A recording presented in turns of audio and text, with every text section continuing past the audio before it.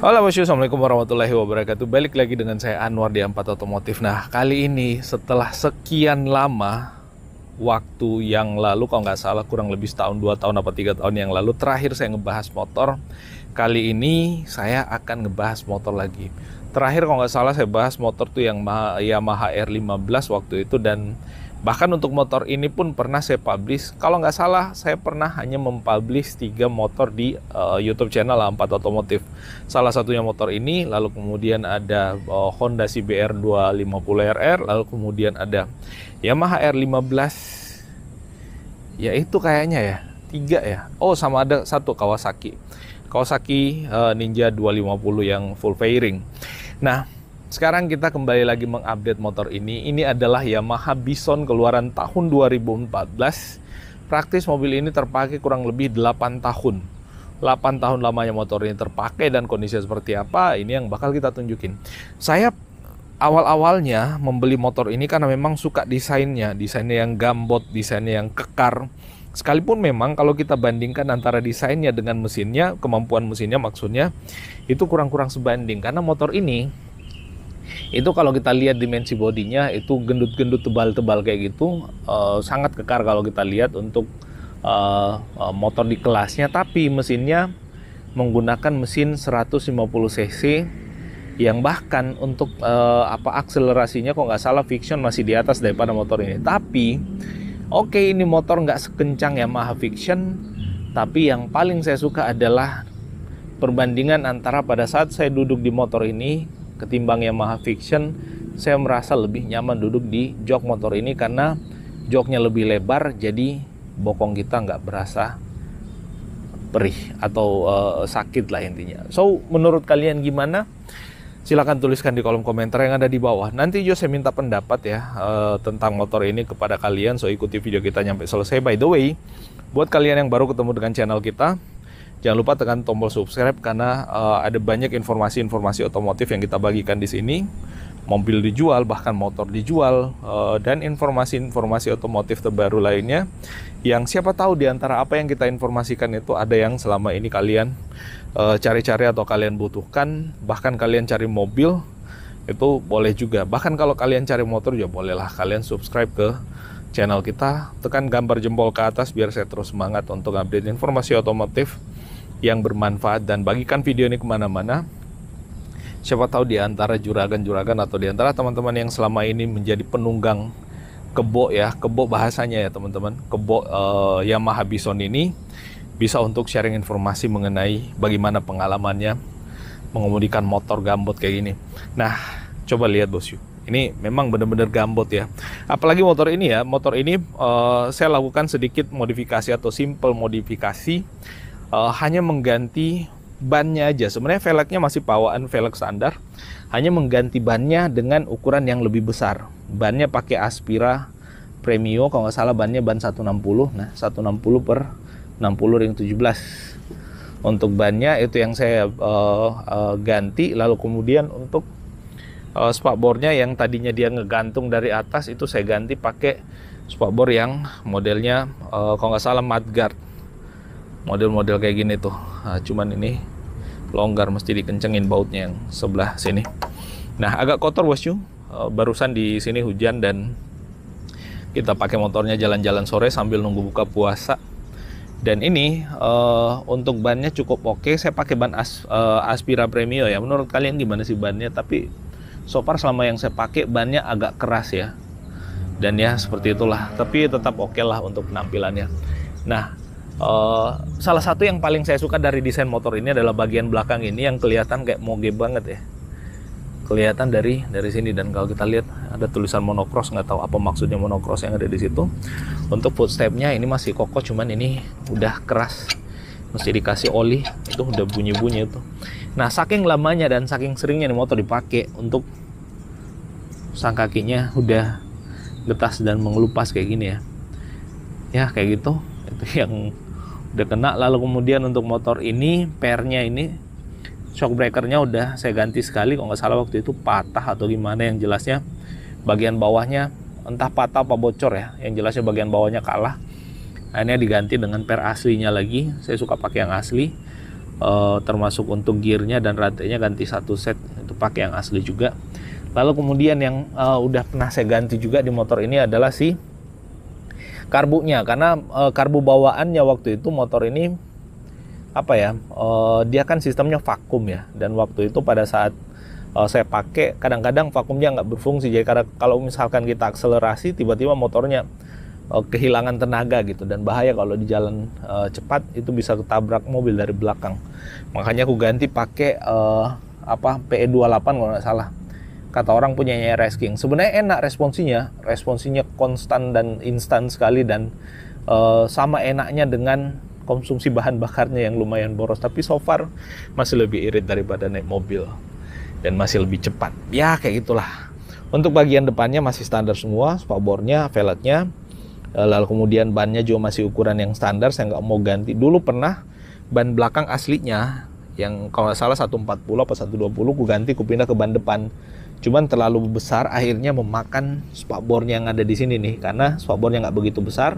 Lalu kemudian diganti dengan ban yang lebar, akhirnya sudut bannya ini itu mengiris bagian spakbornya, akhirnya ada bekas irisannya di sini. Sebenarnya ini mau ganti juga, termasuk shock depannya.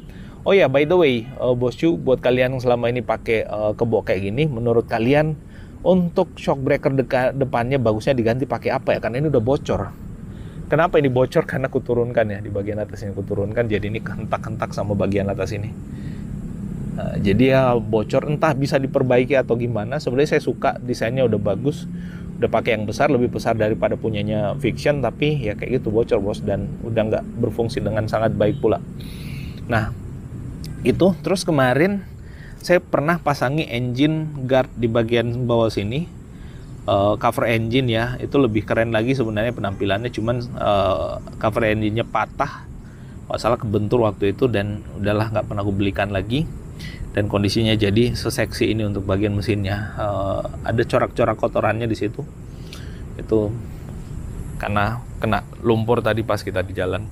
Nah untuk spionnya juga aku ganti pakai yang beginian. Sebenarnya waktu itu lebih suka nggak pakai spion, cuman kurang nyaman aja kalau nggak pakai spion. Pas kita mau belok kiri kanan nggak ada spion tuh, nggak bisa ngelihat kiri kanan, bahaya. Makanya ya nggak apa-apa lah pakai spion biasa ini, bukan yang mahal bos you. Yang murah banget, ini pakainya yang murah banget ya, intinya kayak gitulah. Nah terus ini untuk joknya ini kalau kita lihat ya, lekukannya kayak gitu, terus turun ke bawah jauh. Nah ini sebenarnya aku papas bos, karena enak aja dilihatnya kalau kondisi papas kayak gini. Lagian juga saya papasnya sedikit, jadi tetap nyaman untuk didudukin dan tetap empuk juga untuk didudukin. Cuman satu kurangnya adalah bagian depannya ini udah cedera. Jadi kalau basah kayak gini masuk air ya bikin basah celana juga bagian depan ini. Makanya kulit joknya ini mesti harus diganti. Nah ini masih harus diganti, bagian sebelahnya juga ya kayak gitulah. Ini masih diganti, tapi saya suka desainnya. Nah termasuk bagian ini yang saya suka dari motor ini nih. Apa, ada semacam kayak grip atau hand gripnya ya, pada saat motornya ingin dipakai stang kakinya yang ada di bawah, bukan standarnya, apa sih istilahnya ya, enak untuk menggenggam bagian sini. Cuman ini udah karatan. Oh ya, yang ku upgrade lagi bos you, knalpot. Dulu pakai knalpot standar, motornya garang gambot kayak gini, tapi knalpotnya standar rasa-rasanya masih kurang. Akhirnya aku ganti pakai knalpot yang Scorpion, tapi bukan Scorpion yang asli. Ini Scorpion yang murah banget, sama pakai yang murah-murah aja. Nah, ya untuk pakai harian sebenarnya lebih, akselerasinya juga lebih bagus ya dengan knalpot kayak gini. Cuman ya kayak gitu, ribut dan mesti pelan-pelan pada saat kita masuk gang pakai ini motor. Nah itu terus apalagi ya, itu yang selama ini aku ganti di motor ini, dan akhirnya motornya berasa lebih nyaman. Dan ini kalau kita lihat bagian bawah sini jadi kayak ada rongga atau space yang sangat lebar ya, karena dulu di bagian situ kalau nggak salah ada katalisnya, knalpotnya untuk menyaring udara agar gas buangnya tuh nggak, ya biar gas buangnya ramah lingkungan lah. Cuman karena ini dicopot, jadi katalis yang ada di bawah situ udah copot juga. Ini kayak gini. Sebenarnya maunya pakai knalpot yang mirip kayak yang di Ducati itu, yang keluarnya cuma di bawah pendek kayak gini. Cuman ya belum sempat dan belum kepikiran, dan hanya suka aja tapi belum ada action untuk lakukan itu. Nah terus kemarin sempat motor ini tuh nggak dipakai kurang lebih sekitar 5-6 bulan ya. Akhirnya karena udah ganti karbu, terus keran bensinnya ternyata terbuka terus, akhirnya bensin itu masuk ke ruang ke karbu, lalu kemudian dari karbu masuk ke ruang bakar, lalu kemudian dari ruang bakar turun ke tempat oli. Jadi pada saat terakhir waktu itu dibawa ke bengkel ganti oli, wah ternyata pada saat olinya dikeluarkan itu udah campur sama bensin. Ya itu entah kenapa, dan waktu itu kampas koplingnya katanya kebakar, bukan kebakaran di dalam ya, tapi hangus kampas koplingnya jadi menghitam. Akhirnya diganti semua kampas kopling sekalian ganti oli waktu itu.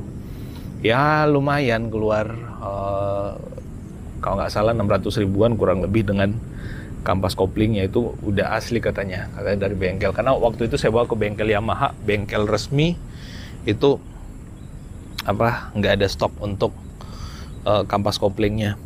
Nah, terus yang ada di bagian depan ini speedometernya udah nggak ada, udah aku lepas speedometernya karena berasa kayak janggal aja, kayak gendut banget di bagian depannya. Kalau kayak gini kan jadi lebih slim, jadi speedometer aku buka, lalu kemudian aku pasangin stand buat plat motornya ini, nomor platnya maksudnya. Nah, jadi kayak gitu. Terus untuk yang sebelah kanan sebenarnya ini untuk piringan cakramnya juga harusnya udah diganti ya. Ini udah nggak rata ini, dan udah tipis juga, harusnya diganti untuk piringan cakramnya, tapi belum sempat, dan masih bingung apakah nanti mengganti dengan ukuran yang lebih besar apa enggak. Nah itu, ini masih bawaan juga untuk kalipernya. Lalu kemudian ini knalpotnya karatan ya, resiko pakai barang yang bukan barang bagus ya, karatan kayak gitu. Dulu padahal awal-awal dibeli nggak kayak gitu, ya entahlah. Nah ada satu yang bikin saya heran bosku di motor ini, nggak tahu ini apa fungsinya ya.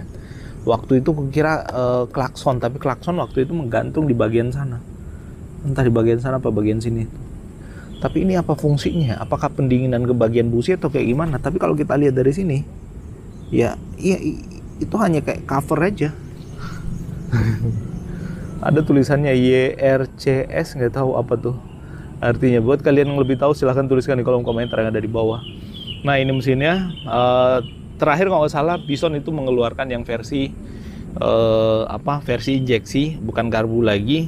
Tapi nggak tahu, mungkin karena desain yang menurut saya sangat India sekali, dan itu desain yang nggak bagus menurut saya.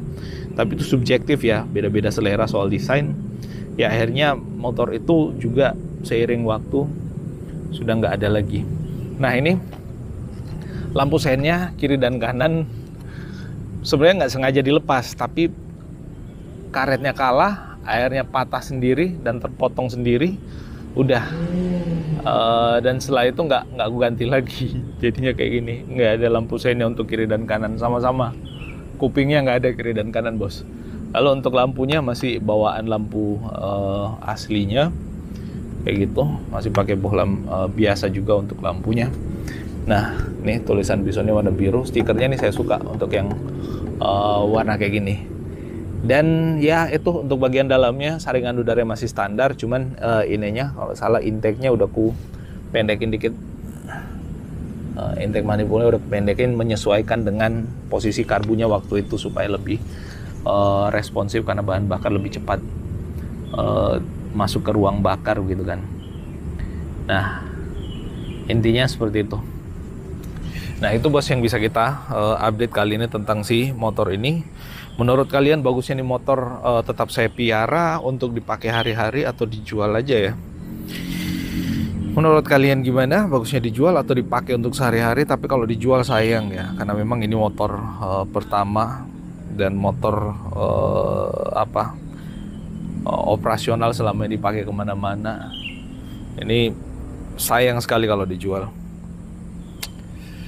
Tapi kalau misalkan ada yang butuh, ini motor pasarannya masih di 10-11 jutaan ya untuk keluaran tahun 2014. Ya buat kalian yang mungkin mau tanya-tanya, ya kalau misalkan harganya cocok, bisa deal, ya why not kita lepas.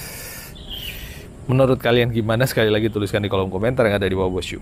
Nah itu yang bisa kita update tentang kondisi motor ini. Menurut saya motor ini tetap keren untuk keluaran untuk di tahun sekarang. Makanya itu yang membuat saya kayak aduh susah untuk dijualnya. Tapi jarang pakai juga sih sebenarnya untuk saat-saat sekarang. Dulu ya iya, terakhir sih iya, tapi untuk sekarang sepertinya akan jarang dipakai juga kan ada yang lain tuh. Nah itu update-nya, mohon maaf kalau ada yang salah, dan assalamualaikum warahmatullahi wabarakatuh.